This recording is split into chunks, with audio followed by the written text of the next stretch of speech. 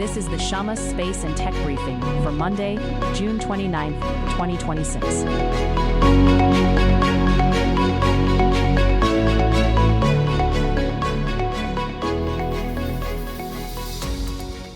ON Semiconductor will buy Synaptics in an all-stock deal, valuing the transaction at a $7 billion enterprise value, the Wall Street Journal reports.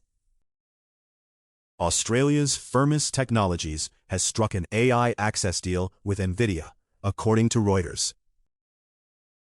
Meanwhile, at NVIDIA, IDC data cited by 36KR says it became the top revenue data center Ethernet switch provider in the first quarter of 2026. NVIDIA posted $2.1 billion in revenue, up 192.7%, for a 21.5% market share in a $15.4 billion market. Turning now to SpaceX, a Falcon 9 launched 24 Starlink satellites from Vandenberg Space Force Base at 16:09 UTC on Sunday. The B-1088 booster flew its 17th mission and landed on the drone ship, Of Course I Still Love You. SpaceX also launched SiriusXM's SXM-11 satellite to geosynchronous transfer orbit from Cape Canaveral Space Force Station at 10:25 p.m. Sunday from Launch Complex 40. SiriusXM says its most powerful satellite will expand coverage in Alaska and serve the United States, Canada, and the Caribbean.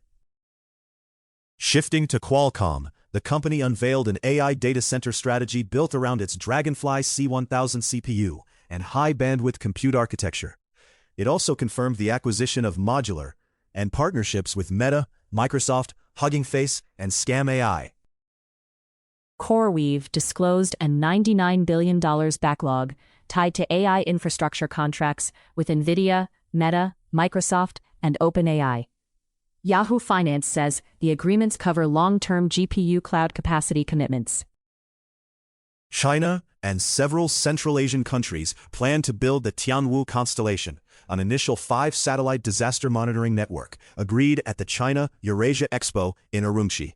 Xinhua says the system will share remote sensing data and use an AI computing center in Xinjiang for disaster prediction, pest detection, and glacial monitoring.